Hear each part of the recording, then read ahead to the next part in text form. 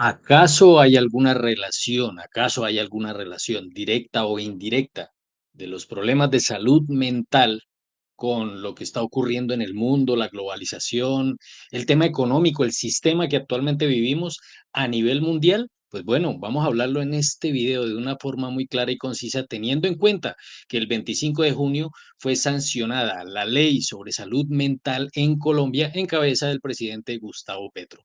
Antes de continuar, si no se ha suscrito al canal, considere hacerlo ahora mismo. Deje un like, pues para resetear el algoritmo y que este tipo de contenidos lleguen cada vez a más personas. Y recuerde también algo muy importante, lo que está viendo acá en el banner. Así que sin más, sigamos adelante. Pues bueno, el tema de salud mental es algo que se viene viendo hace un tiempo en el mundo y que llama bastante la atención.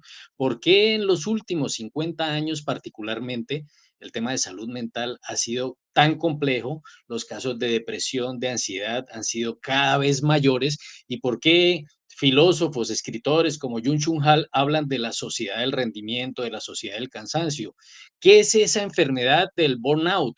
De sentirse como agotado, quemado, acabado. Y es que eso lo está viviendo el millonario y el pobre, porque eso lo vimos en gente como Andrés Iniesta en su momento, ya hace varios años, cuando había ganado la Copa Mundo con España, había ganado la UEFA con Barcelona y un montón de cosas más, y él sentía que la vida no tenía sentido y estaba tapado en billete. Ese tipo de cosas las podemos analizar hoy por hoy. Quizás a usted le ha pasado en algún momento que de repente el dinero no le alcanza, eso le agobia, no puede dormir, empiezan las enfermedades y claro, no es la única situación que lleva a las enfermedades mentales. Es entendible que hay relación con nuestros ancestros, que hay otras cosas familiares, genéticas, y está lo que se conoce hoy por hoy como la epigenética, que es algo que podemos modificar. Pero algo muy importante, que lo dijo Karl Marx. Sí, Marx, traemos a colación a Marx, y lo dijo hace más de 120 años y sigue siendo 150 años y sigue siendo vigente.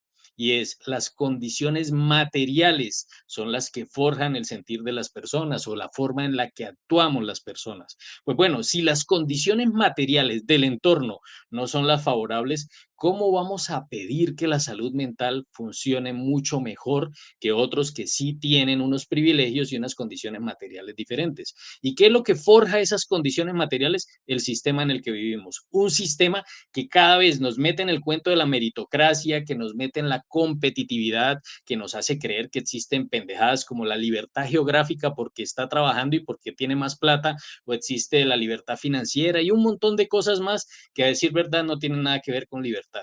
Sencillamente son maneras, eufemismos para venderle a usted la idea de que entre más rinde y más trabaje y sea una máquina, más billete gane, usted va a ser libre. ¿Y cuando llegue a ese punto? ¿Cuánto es cuánto y cuánto es poquito? ¿Cuánto es mucho? Pues bueno, eso lo estamos viviendo hoy por hoy y está decantando en esas enfermedades mentales. Yo antes creía que la depresión era simplemente estar triste, pero resulta que las enfermedades mentales van acompañadas de otras cosas. Pueden ser generadoras de enfermedades físicas, ya que uno puede ver y puede sentir en los brazos, por ejemplo, o puede ser resultado de esas enfermedades físicas, que es mi caso también. Yo, por ejemplo, he vivido episodios de depresión, de ansiedad, que están relacionados con una enfermedad que fue diagnosticada hace 10 años, más de 10 años, y que hasta ahora la EPS me autorizó la medicina biológica, que es bastante costosa. Pero yo empecé a entender en su momento qué era ese cuento de la depresión, iba acompañado también de situaciones económicas, de dificultades, que hoy por hoy la gente las vive más que antes. Solo le pongo un ejemplo. Mi papá, una persona sin formación académica que aprendió a leer y a escribir después de los 20 años, entró a trabajar por allá a los 19 años, 20 años, comienzos de la década de los 70 en el Parque Centenario en Bucaramanga a cargar equipajes, a cargar maletas en una cooperativa de transportes, de la cual el gerente era un tío de él, pero el tío de él pues quería que él empezara desde abajo, además no tenía estudios, ¿cómo lo iba a poner en otro puesto? En ese momento mi papá entiende que tiene que aprender a leer y escribir y es así como empieza a trabajar como vendedor de pasajes. A comienzos de los 70 vender pasajes en una empresa de estas ni siquiera necesitaba pasar hoja de vida o ser profesional. Y después, década de los 80, teníamos unos privilegios, sí, un señor que no fue al colegio, mucho menos a la universidad, que empezó un trabajo de estos, pudo construir una casa en un lote a su gusto, pudo comprar un vehículo. Nosotros 2 veces al año podíamos ir desde Bucaramanga hasta la costa atlántica a pasar vacaciones por más de una semana. Hoy por hoy, una persona trabajando en la misma condición de él, en el mismo trabajo de él, le exigen un estudio universitario o al menos una carrera tecnológica. Esa persona, a las justas, con lo que se gana en ese trabajo, le alcanza para comprar una moto a crédito. Y vaya usted a ver si tiene la posibilidad de ir con su familia de vacaciones. Es más, una persona que trabaja en el puesto donde mi papá trabajó en la década de los 80, hoy por hoy le toca seguir viviendo con los papás, le toca seguir viviendo como 3 o 4 para que aporte más plata en la casa. ¿Y qué me dice usted de los profesores? Hoy por hoy encontramos profesores de 75, 80, 85 años, ancianos, que todavía están con vida y que todavía se encuentran bien y que fueron profesores en el magisterio, que tienen finca, que tienen 2, 3 casas, 3, 4 apartamentos. Vaya usted y mire un profesor hoy de la Secretaría de Educación de Medellín, del magisterio en general, afiliado a FECODE o a DIDA, ¿cómo le va?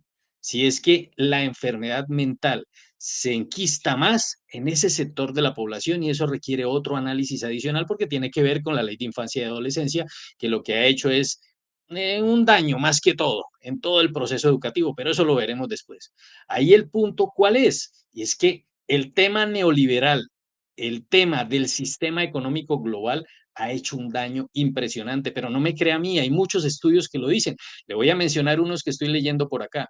Por ejemplo, Wiggins and Pickett de Spring Level en 2009 argumentan que sociedades más desiguales tienen peores índices de salud mental y eso es relacionado con el neoliberalismo. Está el Journal of Epidemiology en el 2020. El aumento de la desigualdad desde los años 80 coincide con un incremento de depresión y de personas que se quitan la vida, especialmente en jóvenes. Y es que la esperanza se ha perdido. Hoy cada vez vemos más jóvenes que no quieren ser papás, que no es que no sueñen con tener una casa, es que se dieron cuenta que no pueden, que es prácticamente imposible, que hoy por hoy es convertirse en esclavo. Entonces han decidido ser nómadas digitales al menos para disfrutar un poquito de libertad, pero básicamente es una esclavitud con otro sistema, con otra forma de verse. Y así encontramos muchos estudios, como por ejemplo el estudio de Grecia BMJ del 2015, donde habla de un aumento del 35% durante la crisis de austeridad en personas que se han quitado la vida. Y así encontramos un montón de estudios que tienen que ver con psicología y con todo esto. Por eso es tan importante la sanción que hace el presidente de la República de todo esto. Pero antes de continuar, quiero que miremos un mensaje que es importante.